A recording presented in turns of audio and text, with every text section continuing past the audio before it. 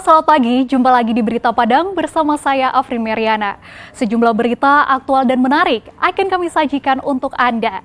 Berikut 3 berita utama pagi ini.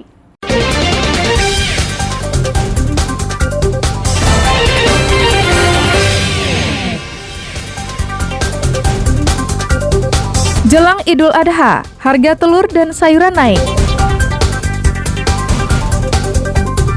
Polisi tembak 2 pencuri karena melawan saat ditangkap. Karena penghentian siaran televisi analog oleh pemerintah belum berpengaruh terhadap omset montir televisi di kawasan Blok A Pasaraya Padang.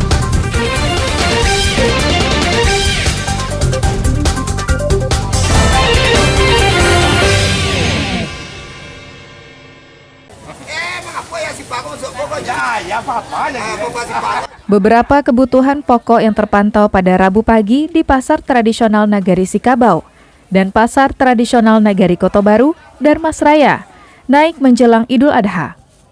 Tomat yang sebelumnya dijual Rp6.500 per kilogram, naik lebih dari 100% menjadi Rp15.000 per kilogram. Demikian juga dengan sayur kol, kini dijual Rp8.500, sebelumnya Rp5.000 per kilogram. Selain sayuran, harga telur juga naik menjadi Rp54.000 per papan. Sebelumnya, satu papan telur yang berisi 30 butir ini hanya dijual Rp40.000. Ibu rumah tangga mengeluhkan kenaikan semua barang-barang tersebut.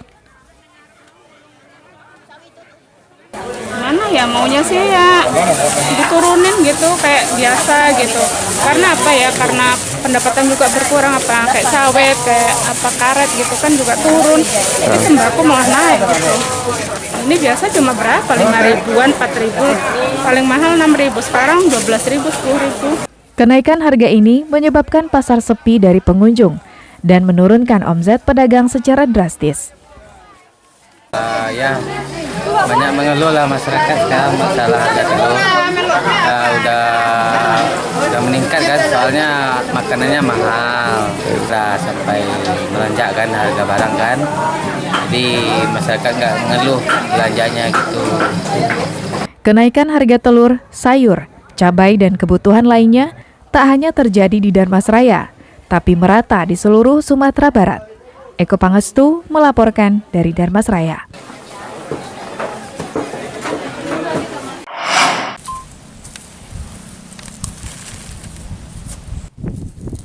Petani cabai di Kecamatan Koto Tangah, pinggiran Kota Padang, mengeluhkan harga pupuk non-subsidi yang mengalami kenaikan.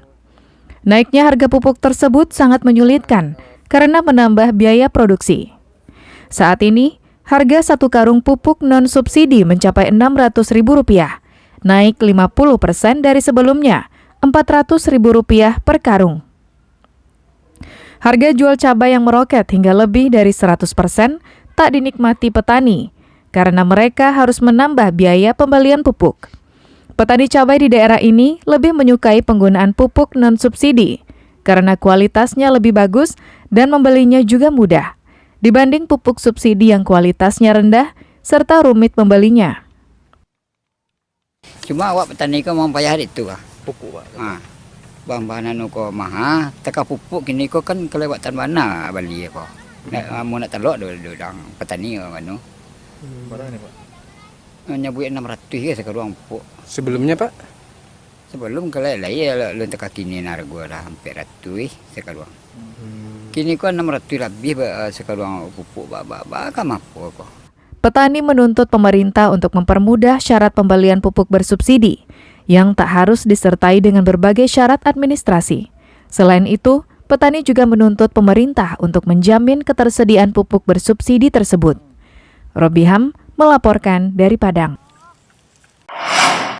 Saat ini mungkin tim kreatif Pak Menteri bersama Desa Wisata Ulakan Tapakis di Kecamatan Nansabaris, Kabupaten Padang Pariaman, masuk nominasi 50 desa wisata terbaik Anugerah Desa Wisata Indonesia tahun 2022. Di desa ini, terdapat sebuah objek wisata yang dikelola oleh warga setempat di bawah naungan badan usaha milik Nagari. Objek wisata yang berada di kawasan Pantai Tiram ini diberi nama Green Talau Park. Selasa siang, Menteri Pariwisata dan Ekonomi Kreatif mengunjungi objek wisata yang dibangun tahun 2019 ini.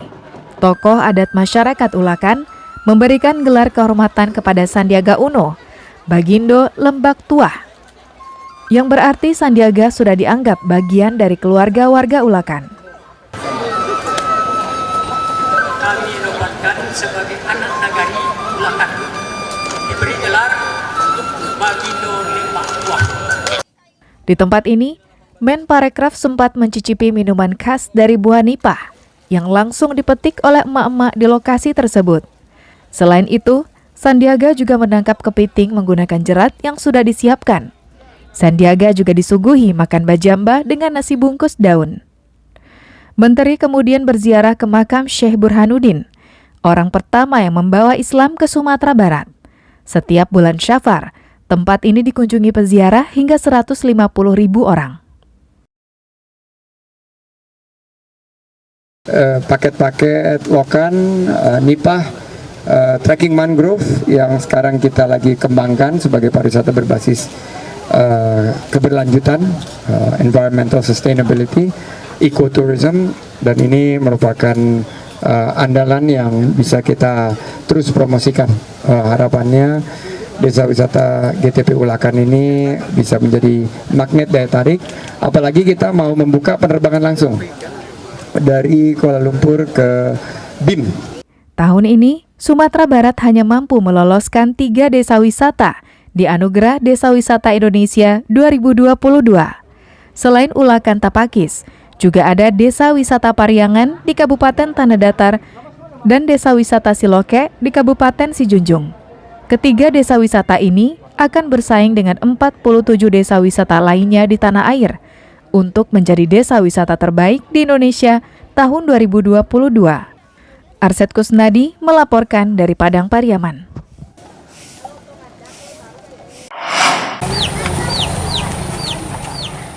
Kisah sebuah keluarga yang terpaksa tinggal serumah dengan kambing dan itik di Kanagarian Campago Selatan ditanggapi wali nagari setempat yang mengakui jika pasangan Arteti dan Abu Zamar belum memperoleh bantuan dari pemerintah. Meski sering diusulkan, namun tidak ditanggapi instansi terkait.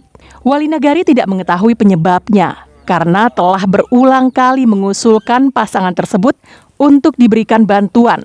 Hingga kini, permohonan tersebut tidak mendapat persetujuan dari instansi berwenang. PJS-nya memang belum ada gitu. Kendalanya? Untuk kendalanya kan tentu BPJS tentu ya dari pusat yang Kita udah mengupayakan mengupayakan. Udah ada mengusulkan Pak Wali ya? Udah banyak diusulkan Pak.